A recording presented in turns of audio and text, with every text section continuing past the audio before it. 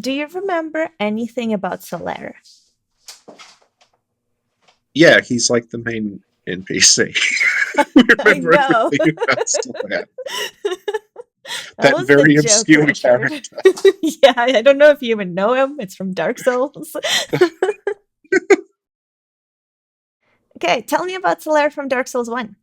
Solaire is a knight from Astora, and he. You sounded so unsure there for a second. I am unsure because I haven't played Dark Souls since 2014. Um, Solaire is a knight from Astora, and he became undead. And when he became undead, he went to Lordran. And like a lot of NPCs in Dark Souls, he's happy that he's undead, or at least he says he is, Hmm. because he gets to go on an adventure to Lordran and find his own son, is what he says. Hmm. Um, and it's like I guess interesting to compare like Dark Souls one characters to Dark Souls two characters.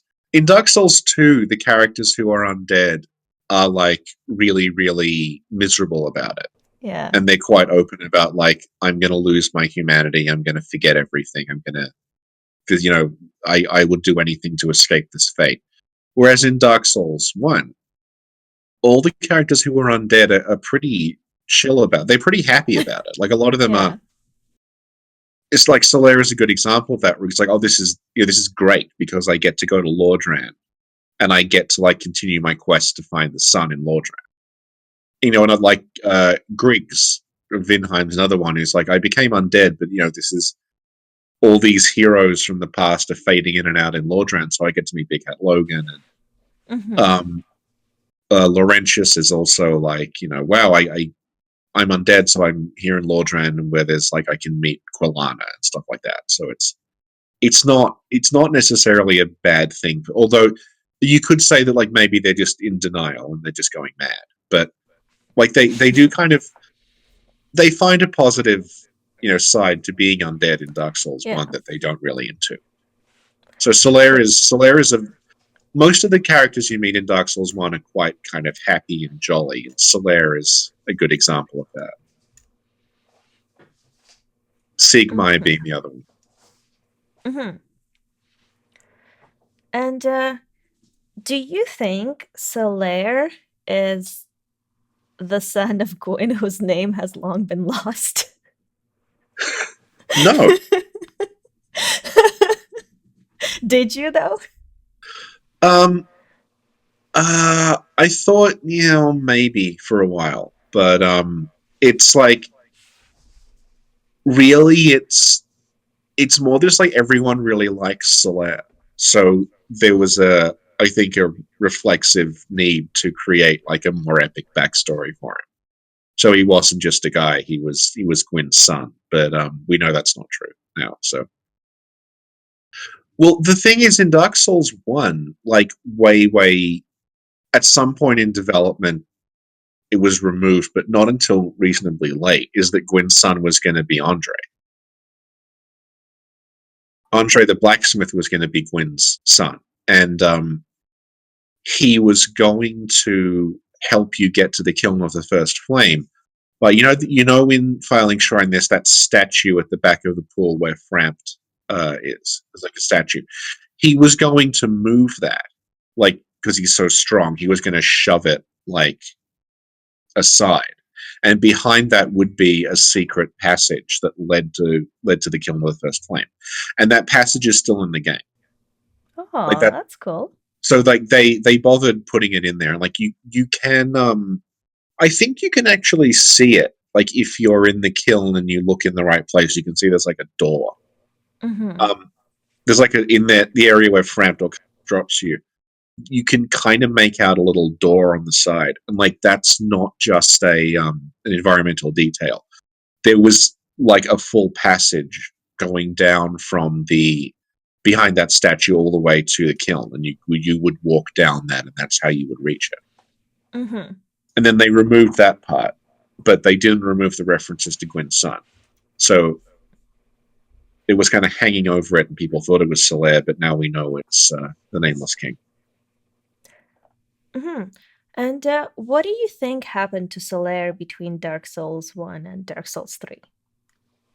Well, according to Miyazaki, if you save Solaire, either dies in Dark Souls 1, or if you save him, he's a summon for fighting Gwyn.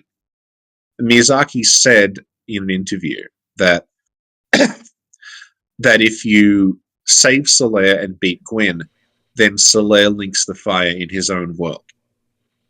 So Mm, that means Solaire would have become one of the lords, the second Lord of Cinder in his dimension. okay. So the thing is, like in Dark Souls 3, you find sunlight metals and Estus soup lying around. No, you find the Warriors of Sunlight Covenant in a room with some Estus soup, and then you find some more Estus soup in Farron Woods near Solaire's talisman. Hmm.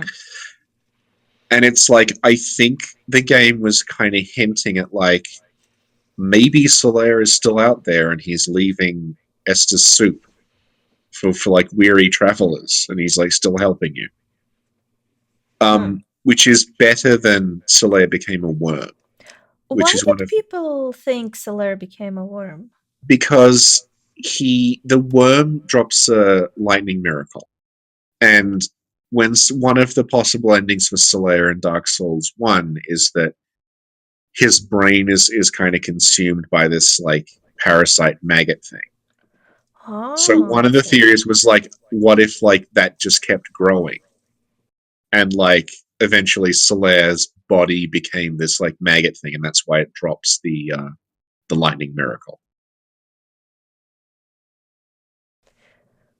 What do you think? What do you think happens to Solaire?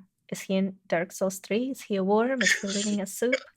I think he can be all of them because of the like multiple worlds thing it's got going. It's true. Yeah. Hmm. Mm, let's see. Yeah, I don't know. Is there anything else about Solaire that stands out? Um, Besides, I don't know really. hmm, Nothing that's like you would need to discuss. Like he's pretty straightforward. He's a yeah, knight who helps you. yeah, it's a pretty straightforward guy. Yeah. Mm, hmm.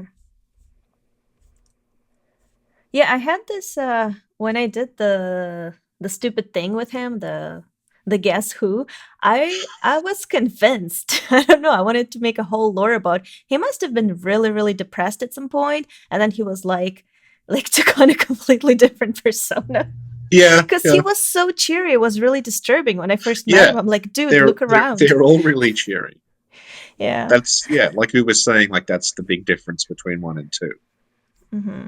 Like the closest you get to Solaire in 2 would be Lucatiel as like a character who follows you throughout the game, but she is the polar opposite personality wise. She just like every time you talk to her, it's about how she's going crazy and she wants to Oh. murder you and stuff. So sweet. All right. Well, yeah, again, thank you so, so much for doing this. That's no problem. Thank you for That's asking me. oh, it's really, really awesome. And yeah, I will see you next time. Okay, Don't forget to like this video, Richard. I'll remember. I'm joking. Okay. All right. Bye, bro. Okay, bye bye.